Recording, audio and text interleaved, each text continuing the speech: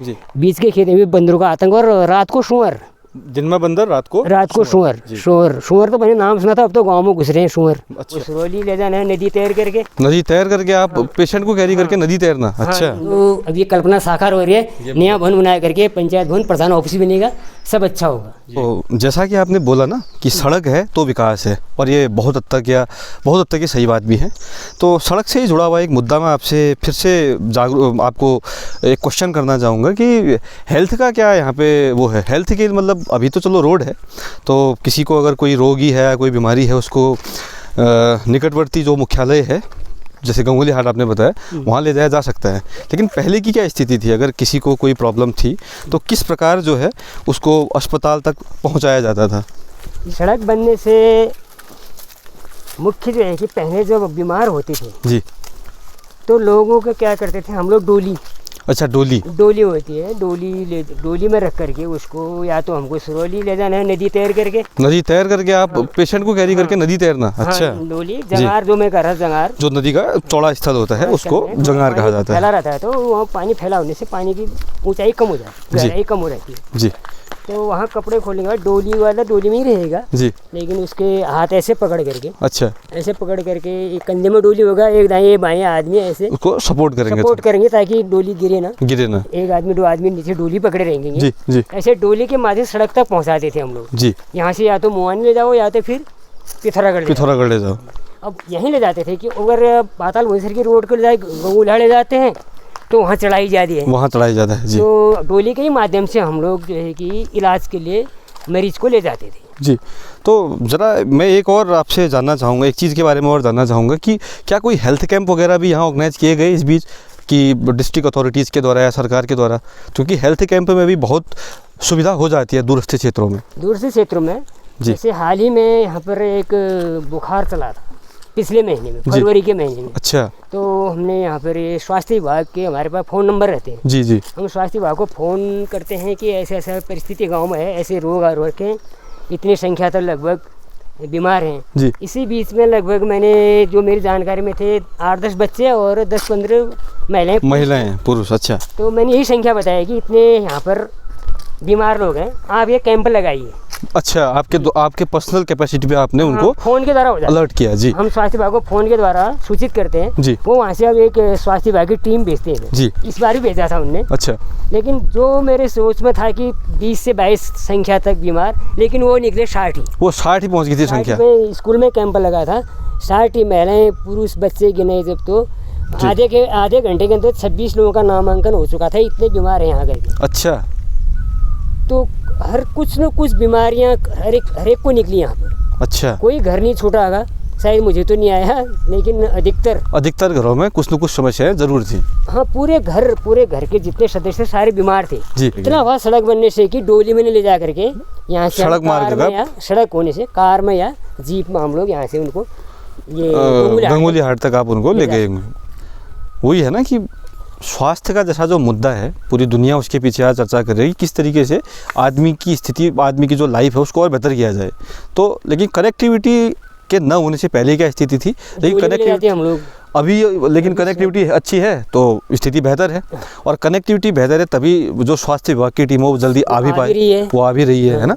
तो ये दिखाता है कि आपने अपने पर्सनल कैपेसिटी पे जो आपने कार्य किया, ये काफ़ी एक उल्लेखनीय कार्य है, क्योंकि गांव घरों के लोगों को इतना कुछ पता तो रहता है नहीं कि उनको क्या दुख है, क्या बीमारी है। लेकिन ऐसा होना ज़रूरी है, एक फुल बॉडी चेकअप या एक हेल्थ चेकअप को इसलिए 2 महीने या 3 महीने के गैप में इस प्रकार से आयोजित इसको करवाना चाहिए, ताकि लोगों को पता तो चले एटलीस्ट हमारे अंदर कुछ समस्याएँ हैं या नहीं है। तो ये एक अच्छा आपने एक कदम उठाया। तो इसके अलावा ये मेरा अगला सवाल यही रहेगा कि रोज़गार के यहाँ पे को क्या अवसर हैं? पहले क्या था? क्योंकि पहले तो आप बता रहे थे कि खेती बाड़ी अच्छी हुआ करती थी, आपने हमें ये भी बताया था कि गन्ने की भी एक यहाँ पे को अच्छी प्रकार की खेती की जाती थी। लेकिन आजकल तो जैसा आपने बताया कि पलायन का जो दंश है उसके चलते एक और चीज़ है, वो है जंगली जानवर।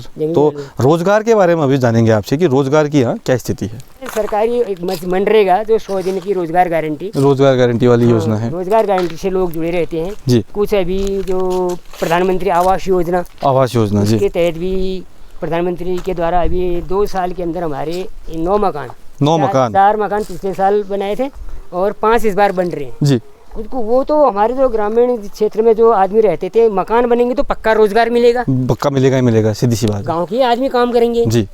और मनरेगा में तो होता ही है काम।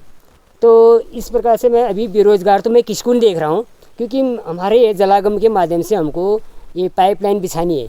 अभी आप सड़क में देखोगे पाइप 1100 मीटर पाइप आ चुके हैं जी, 1 महीना पूर्व जी। तो हमको लेबर नहीं मिल रहा है जी। पंचायत भवन अधूरा पड़ा हुआ है, पंचायत भवन रास्ते में आएगा, पंचायत भवन में भी वो फाइनल की ओर है जी जी। अभी वो उसमें पुट्टी उट्टी और ये रंग आदि करना है उसमें जी।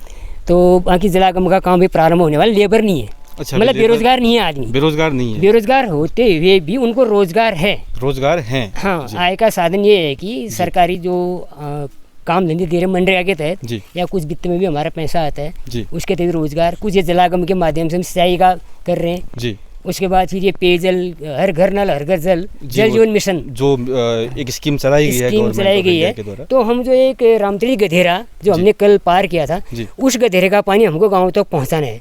अच्छा, तो उसी के लिए आप उसी पाइपलाइन के माध्यम से आप हाँ, अब नई पाइपलाइन 2 इंच की जो अभी मशाड़ी में जो हमारा जल हम वहाँ का पीते हैं, तो अभी वहाँ से पानी आएगा तो गांव में पीने के पानी की कोई किल्लत नहीं रहेगी जी। तो आपने जैसा कि प्रधान जी ने हमको बताया कि देखिए जहाँ हर जगह रोना है रोज़गार का, लेकिन अगर हम बात करें जो कर्मशील होते हैं ना, कर्मशील अपने लिए रोज़गार कहीं ना कहीं खोज ही लेते हैं, वो रोज़गार अपने लिए पैदा कर ही लेते हैं। तो और मैं ख़ास तौर पे धन्यवाद करना चाहूँगा प्रधान जी का कि उनके इतने ऑप्टिमिस्टिक व्यूज़ हैं कि जहाँ लोग एक अगर उनको कोई काम मिल रहा है तो वो सोचते हैं कि नहीं हमें ये नहीं करना है, हमें कोई और करना है। लेकिन उनका जो एक व्यू है, एक आउटलुक है कि काम के प्रधान, कर्म प्रधानता की तरफ जो उनका एक आकर्षण है, ये मुझे काफ़ी अच्छा लगा। क्यों, और दूसरी बात ये है कि जो पब्लिक पॉलिसी है ना, जैसे प्रधान जी ने हमें बताया हर घर नल हर घर जल, उज्ज्वला योजना, प्रधानमंत्री आवास योजना, मनरेगा, उसके अलावा PM सम्मान निधि, मतलब और जो आत्मनिर्भर भारत के तहत जो फ्री रेशन डिस्ट्रीब्यूशन की स्कीम चलाई गई थी। अगर लोगों को डाउट है कि वो स्कीम काम कर रही है या नहीं कर रही है, तो आप ज़रा धरातल पे आइए, ज़रा देखिए, वो स्कीम 100% एफिशिएंट है, वो काम कर रही है और वो प्रॉपरली वर्केबल है।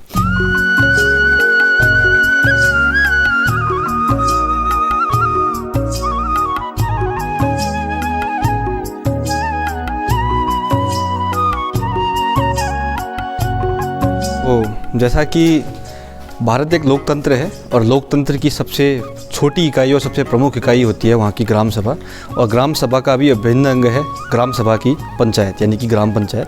तो हम अभी ग्राम रावलखेत की इस पंचायत घर पे पहुँच चुके हैं, जो कि एक निर्माणाधीन है।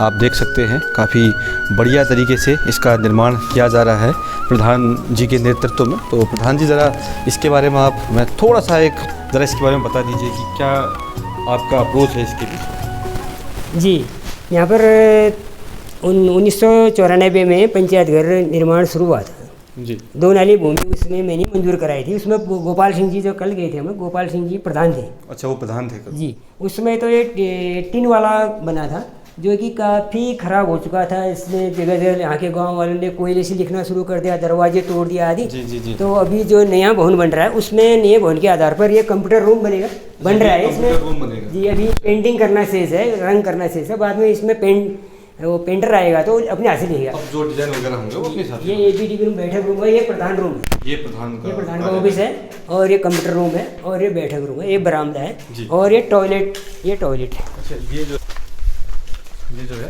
जी, ये हाँ, ये टॉयलेट ट्रायल लगा दिए गए, दरवाजे इसमें लगने चाहिए जी। ये बना रहा है। और बिजली का काम भी मैं देख रहा हूँ, बिजली भी इसे फिटिंग हो, खाली अब बटन लगाने, बिजली भी हो सके, खाली अब रंग लगा करके इसमें रंग करके दीवारों में ऑयल पेंट के बाद फिर पेंटर बुलाएंगे, पेंटर अपने हिसाब से लिखेंगे, वो जो डिज़ाइन है वो अपने हिसाब से। ये मेरी कल्पना भी थी, और हमारे ब्लॉक में केवल 6 पंचायत भवन आए थे, जिसमें से एक मेरी मांग थी कि हमको चाहिए। हालांकि 2.5 लाख रुपये हमको इसके मरम्मत के लिए आ चुके थे भाई, लेकिन मैं 2.5 लाख का न बना करके मैंने पूरा नया भवन बनाना चाहा। मेरी मांग नए भवन की थी जी। दोनों पास हुई, मैंने नया बनाऊंगा नए डिजाइन के आधार पर जी। तो अब ये कल्पना साकार हो रही है, नया भवन बना करके पंचायत भवन प्रधान ऑफिस बनेगा, सब अच्छा होगा। ये कि बहुत आपकी जो सोच है वो काफ़ी बढ़िया है, क्योंकि आपने बोला कि कंप्यूटर कक्ष, क्योंकि आजकल का जो ज़माना है क्योंकि सब चीज़ ऑनलाइन कनेक्टेड है, पूरा डिजिटलाइजेशन का ज़माना है। तो इस सोच को मैं सलाम कहना चाहूँगा, क्योंकि इतनी दूरगामी सोच प्रधान जी के द्वारा रखी गई कि आप ज़रा देख सकते हैं, काफ़ी वेल फर्निश्ड यहाँ के रूम हैं।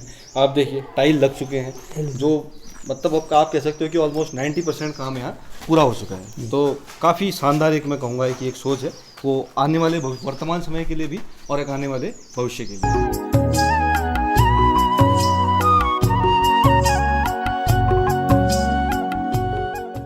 क्योंकि ये ग्रामीण क्षेत्र है और मैं जैसा देख पा रहा हूँ खेत तो काफ़ी लहलहा रहे हैं और लुट्टे भी बने हुए हैं, आम के और मुझे केले के पेड़ भी दिख रहे हैं। तो कृषि का क्या अभी यहाँ पे कृषि का क्या स्टेटस है?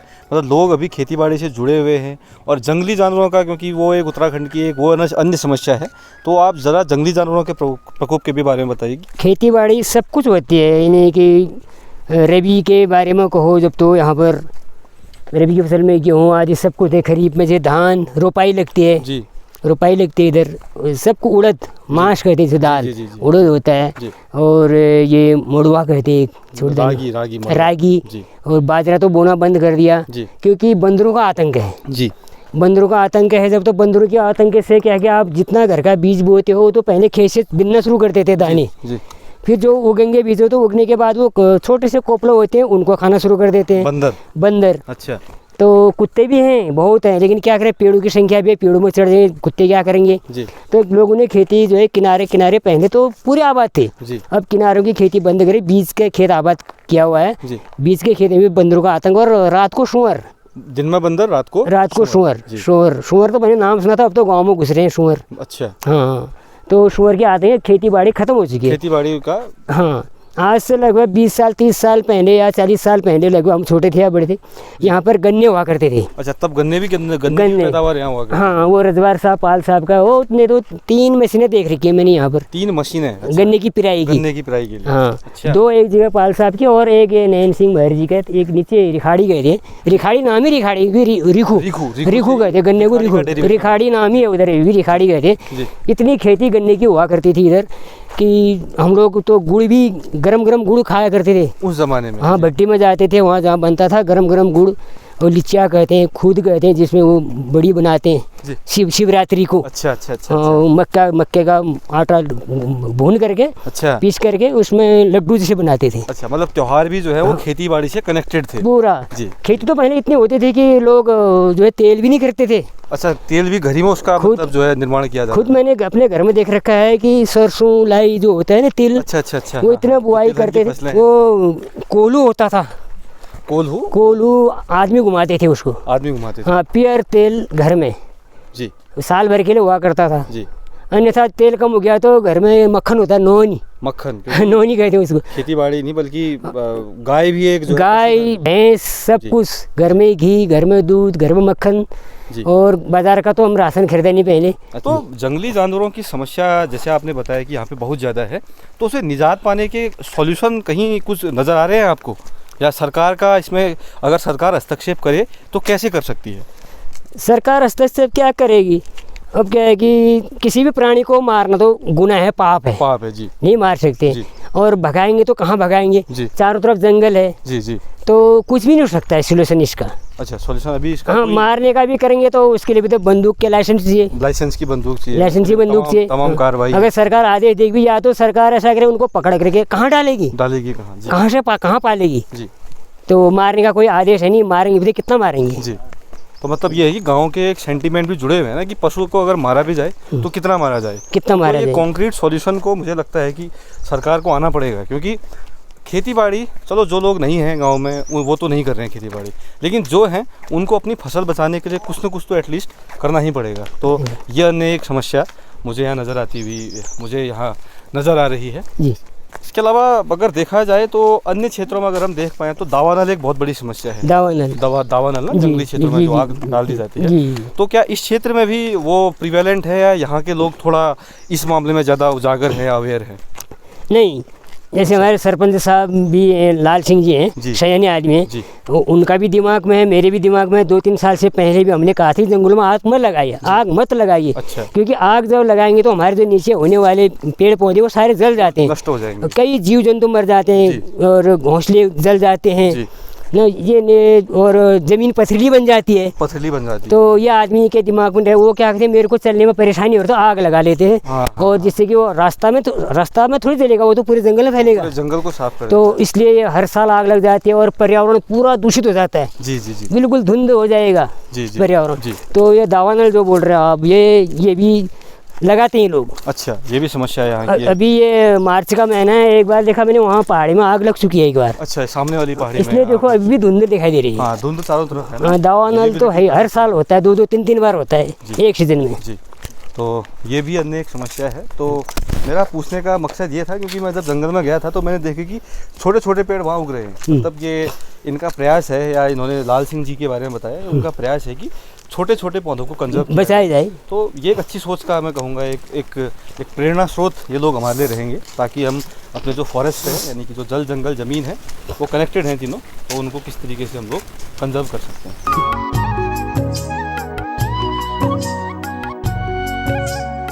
1 घंटे तक लगातार भ्रमण करने के बावजूद और 1 घंटे तक इस गांव के बारे में बहुत कुछ जानकारी इकट्ठा करने के बावजूद, तो मेरा जो अपना वो ओपिनियन है, अपना व्यू है, वो ये है कि गांव के लोगों ने बहुत दुख देखे हैं, और उससे पहले एक स्वर्णिम युग भी इन्होंने देखा है, चाहे वो एग्रीकल्चर हो या उस ज़माने के दौर पे, क्योंकि काफ़ी अच्छा ये विकसित उस ज़माने में हुआ करता था।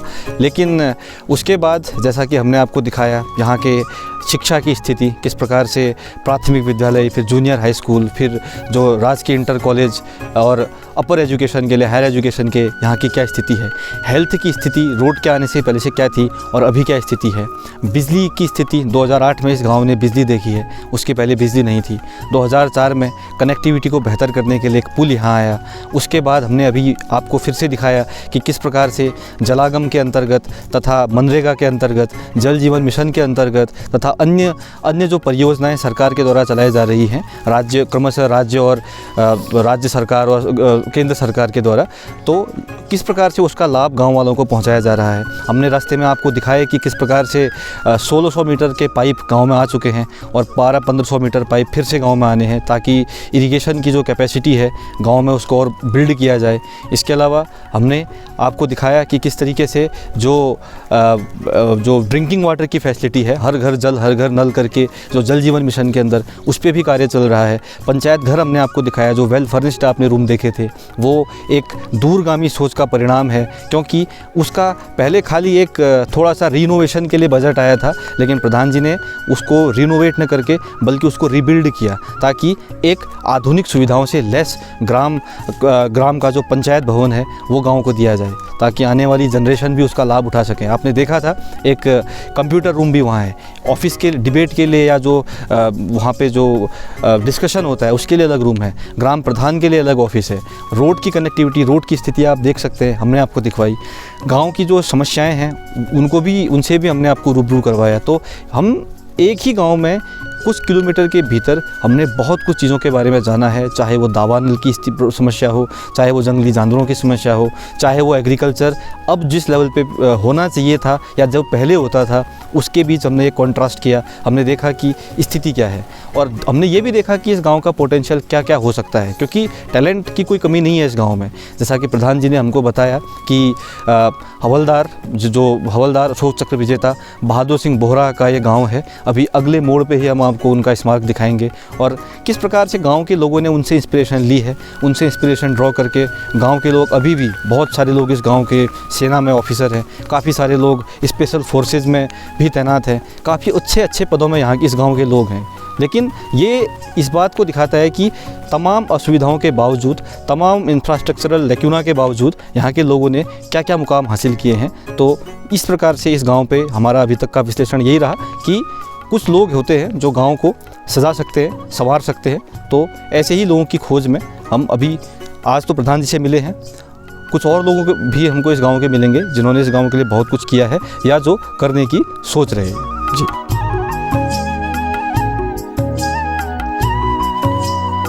हम अभी हैं अशोक चक्र विजेता स्वर्गीय हवलदार बहादुर सिंह बोहरा के पैतृक गांव में, रावल खेत।